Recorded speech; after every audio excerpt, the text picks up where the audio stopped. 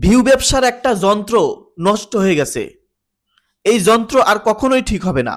হ্যাঁ, সাইদ এই পৃথিবীতে আর নেই। কন্টেন্ট ক্রিয়েটর সাইদ এই পৃথিবীতে আর নেই।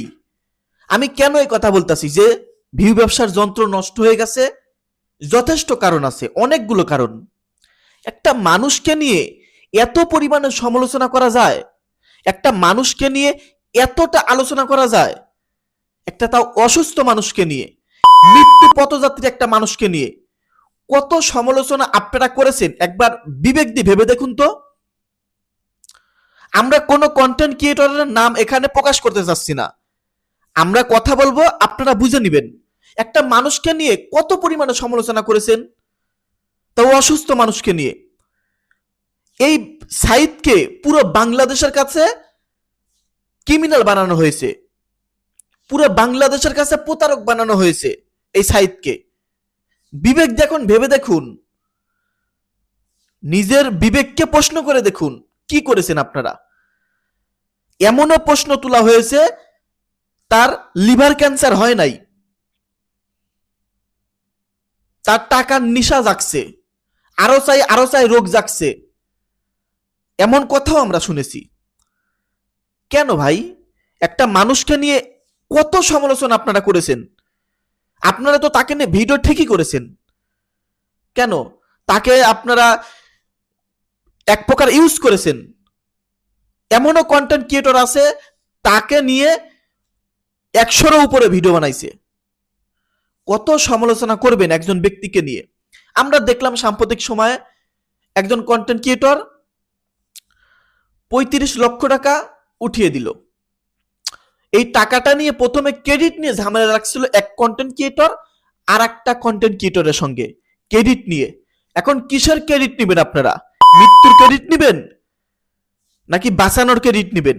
কিসের ক্রেডিট নেবেন? নেন, মৃত্যুর ক্রেডিট নেন আপনারা। এখন এসব কথা শুধু শুধু বলতাছি না, বলতে বাধ্য হচ্ছি। এই মানুষটা যখন ইন্ডিয়াতে গেল 35 লক্ষ টাকা কিছুই না, তাকে যে প্রস্তুত করবে ওই 35 লাখ টাকা ওই প্রস্তুতেই হইতো না, তার অপারেশনের আগ মুহূর্তে শেষ হয়ে যেত। আর বাংলাদেশের কন্টেন্ট ক্রিয়েটর কি বলল? তার আরো চাই রোগ হয়েছে। ভাই কি বলবো, অনেক কথা বলতে মন চায় কিন্তু বলতে পারতাছি না। যাই হোক, একটা কন্টেন্ট ক্রিয়েটর সাইদের জন্য টাকা উঠালো, কিন্তু সাইদকে টাকা দিল না। কেন?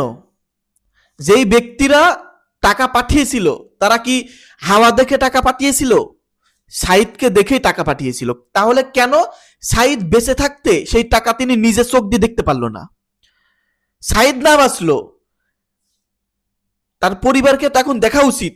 হ্যাঁ, তার পরিবার ওই টাকা দিয়ে ভালো কিছু কাজ করত, দিতেন, আপনি পরিবারের হাতে টাকাটা দিতেন, তারপরে দেখতেন কি হয়। আপনারা ক্রেডিট নিয়ে ঝামেলা। কিসের ক্রেডিট এখন আপনারা নেবেন? আমি ভিডিওতে বললাম, কিসের ক্রেডিট নেবেন? বাঁচানোর ক্রেডিট নাকি মৃত্যুর ক্রেডিট? আমি আবারও বলতাছি, একটা ব্যক্তিকে নিয়ে সোশ্যাল মিডিয়াতে এত পরিমাণে সমালোচনা হওয়া যায়, এই সাইদ ব্যক্তিটাকে না দেখলে আমরা বুঝতে পারতাম না। তিনি যখন ইন্ডিয়া থেকে বাংলাদেশে আসলো তখনও বোঝা গেছিল যে তিনি পৃথিবীতে থাকবেন না। তিনি বলতেছিল আমি একজন কন্টেন্ট ক্রিয়েটর না, আমি ভিক্ষুক, দাও টাকা, দাও টাকা দাও, আমি ভিক্ষুক। এইভাবে তিনি টাকা চেয়েছেন।